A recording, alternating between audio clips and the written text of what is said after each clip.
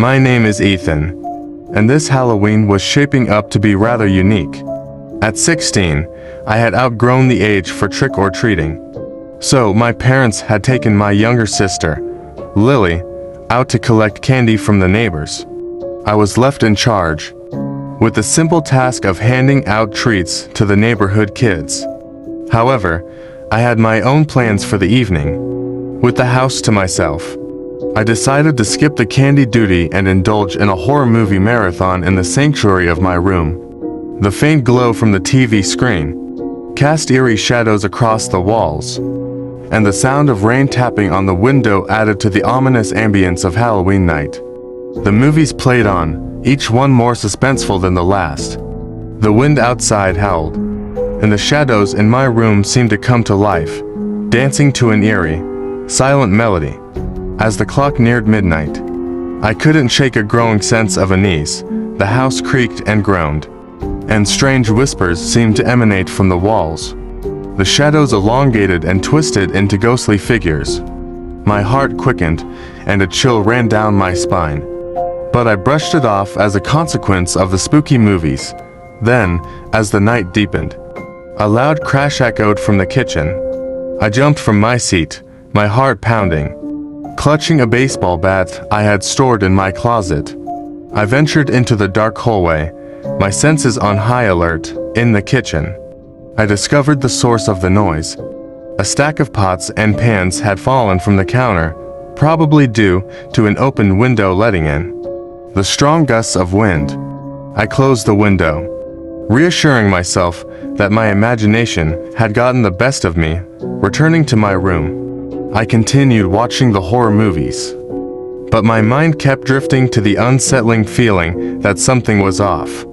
The shadows in my room began to take more distinct forms, and I heard faint whispers in the air. Just as I was about to turn off the TV and head to bed, I saw a shadowy figure slowly emerging in the corner of my room. My heart raced as I realized this was no trick of the light. The figure was dark, amorphous, and seemed to seethe with malevolence. I shivered in fear and watched as the figure inched closer. Its presence was overwhelming, and a cold, clammy hand brushed against my cheek. Panic set in, and I scrambled to my feet, fumbling for the light switch. As the room filled with light, the shadowy figure dissipated into thin air. My breath was ragged as I realized that I had been alone in the room the whole time. I searched every nook and cranny, finding nothing out of the ordinary, but the eerie whispers persisted, and I couldn't escape the sensation that something otherworldly had been with me. It was then that I noticed the window I had closed earlier was wide open, curtains billowing in the wind. Suddenly, an unearthly chill washed over me, and I felt a presence behind me. I turned, and there, at the window, stood a pale, gaunt figure, its hollow eyes locked onto mine. It beckoned me to come closer, its voice a haunting whisper. Paralyzed by fear, I felt an icy hand grasp my wrist, pulling me closer. As I inched nearer to the window, I couldn't help but think that some things were better left unexplained, unseen, and unknown. Halloween night had transformed from a simple movie marathon into a night of true terror, and the darkness that lurked outside my window was something beyond my understanding. I was home alone for the weekend, a typical situation that should have been uneventful. One of my chores was doing laundry, and that meant venturing into the dreaded basement. I've always despised that place. It was the creepiest basement I'd ever seen, and the light down there only turned on when it felt like it. As I gathered the laundry and slowly descended the creaky stairs, an uneasy feeling gnawed at me. I'd heard rumors from friends about strange occurrences in basements, and this one felt like a breeding ground for nightmares. My heart raced as I reached the bottom of the stairs and cautiously moved toward the washer. The basement was shrouded in shadows, and every strange noise seemed magnified. I could hear water dripping somewhere, and the faint hum of the furnace. But then, amid these mundane sounds, I heard something else, a faint, rhythmic tapping, like fingers gently rapping on a wooden surface. My skin prickled with unease, and I tried to dismiss it as just my imagination. I loaded the clothes into the washer as fast as I could, my heart pounding. The anticipation of every noise was agonizing, and I couldn't shake the feeling of being watched. After what felt like an eternity, I finally started the washer and retreated up the stairs. The 45-minute wait felt like an eternity, my mind racing with the possibilities of what could be down there. Every creak of the house, every gust of wind outside, seemed like a sinister presence. I tried to distract myself with TV, but my thoughts kept drifting back to the eerie basement. When the time came, I took a deep breath and descended into the basement once again. As I reached the washer, I noticed that the rhythmic tapping sound was now more pronounced, like a steady drumbeat. It was closer this time, and I was paralyzed with fear. With trembling hands, I reached for the washer's door to transfer the clothes to the dryer. That's when it happened. A bony, ice-cold hand shot out from the darkness beneath the stairs and gripped my wrist with a vice-like force. I screamed, my heart racing, as I struggled to break free. The grip tightened, and a figure emerged from the shadows, its eyes gleaming with malevolence. Its face was gaunt and pallid, and its twisted, leathery smile revealed jagged, rotting teeth. My vision blurred with tears as I fought to escape. Desperation and terror filled me as I realized the basement held something far worse than my imagination had conjured. With every ounce of strength I had left, I wrenched my arm free and sprinted up the stairs. Slamming the door behind me, I called the police, but when they arrived, the basement was empty, and there was no trace of the sinister presence. I never went back to that basement, and to this day, I can't shake the memory of that horrifying encounter. My name is Daniel, and for years, I had been saving every penny, living frugally, with one dream in mind, to buy my own house. At the age of 32, I finally reached that goal and found the perfect house in the neighborhood adjacent to the one where I'd grown up. It seemed like a dream come true, but little did I know that the events that would unfold there would turn my life into a nightmare. The day I moved in was filled with anticipation and excitement. My own place, my sanctuary, or so I thought. The house was beautiful, with an old-world charm that I had fallen in love with. It was in a quiet neighborhood, and everything seemed perfect. However, as the days turned into weeks, I began to feel a growing unease. I was living alone, and the silence of the house was unsettling. Every creak and groan of the old structure felt like a sinister presence watching me. The darkness of the empty rooms seemed to come alive at night, playing tricks on my mind. Strange things started happening. Doors that I was sure I'd closed would be wide open the next morning. Objects inexplicably moved from one place to another, and I even heard faint whispers in the dead of night. I chalked it up to my imagination, fatigue, or the creaky old house, but deep down, I couldn't shake the feeling that I was not alone.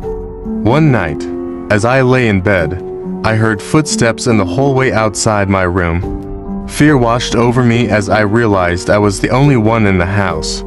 I clutched the baseball bat I kept by my bedside and cautiously opened the door. The hallway was empty, but the temperature had dropped, and an eerie chill hung in the air. The footsteps continued, echoing down the dark corridor. My heart pounded as I followed them, each step intensifying my dread.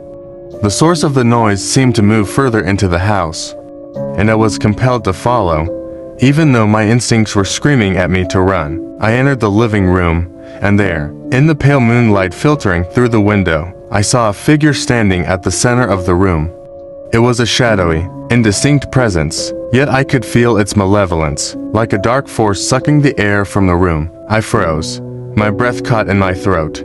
As the figure slowly turned to face me, its hollow, black eyes seemed to pierce my very soul. In a voice that sent shivers down my spine, it whispered, "You shouldn't have come here." Terror consumed me as I realized I had unwittingly invited something unholy into my new home. I had to leave, but as I turned to escape, the shadowy figure lunged, its cold, clammy hand grasping my shoulder.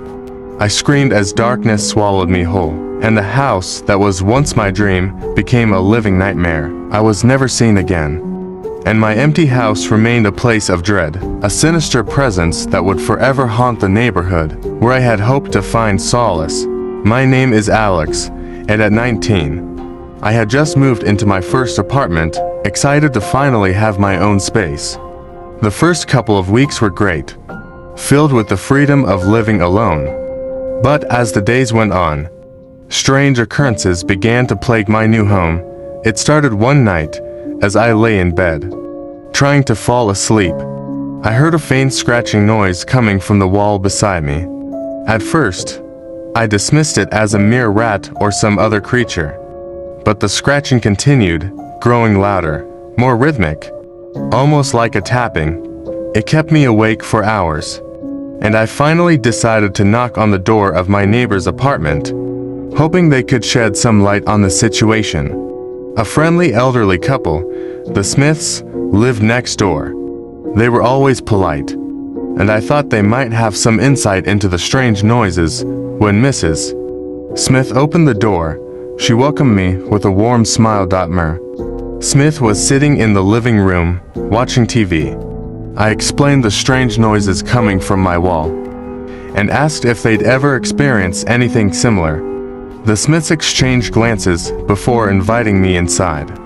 Their apartment was a stark contrast to mine. It was dimly lit, and the air was thick with an odd, pungent scent. The walls were adorned with old family photos, but some of the faces in the pictures appeared distorted, their eyes blacked out.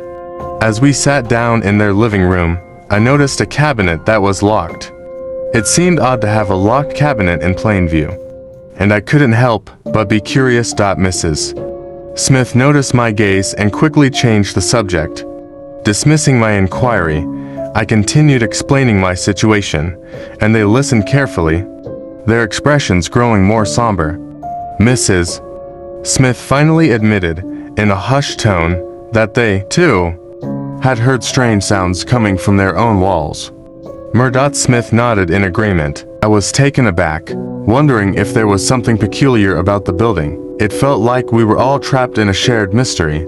Mrs. Smith then rose from her seat, heading towards the locked cabinet. She retrieved an old key from her pocket and opened it, revealing a collection of old newspaper clippings. The articles detailed bizarre occurrences, disappearances, and strange events happening in our very apartment building. Some articles dated back decades. With a sinking feeling, I began to realize that our building held dark secrets that stretched far beyond my own experiences. The Smiths shared stories of unsettling encounters, unexplained phenomena, and their growing suspicion that something malevolent lurked within the walls. Before I could react, the lights flickered, and the apartment grew even colder. The Smiths exchanged nervous glances, and a chilling presence filled the room. I could hear faint whispers, and shadows seemed to slither across the walls. I knew then that I was entangled in something far more sinister than I had ever imagined. As the whispers grew louder,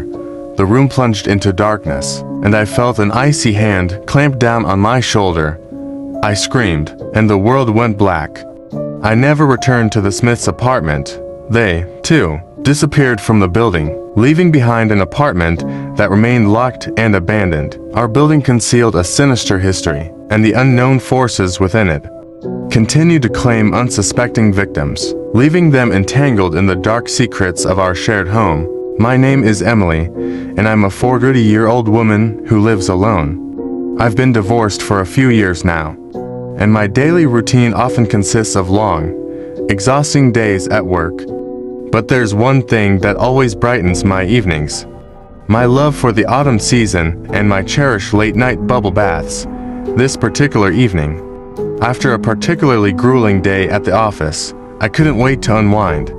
The air was crisp, and the scent of fallen leaves wafted through my open bathroom window. Carrying the promise of autumn's beauty, I prepared a hot bath, lighting a few candles to create a soothing atmosphere. As I soaked in the warm water, I closed my eyes, relishing the serenity of the moment.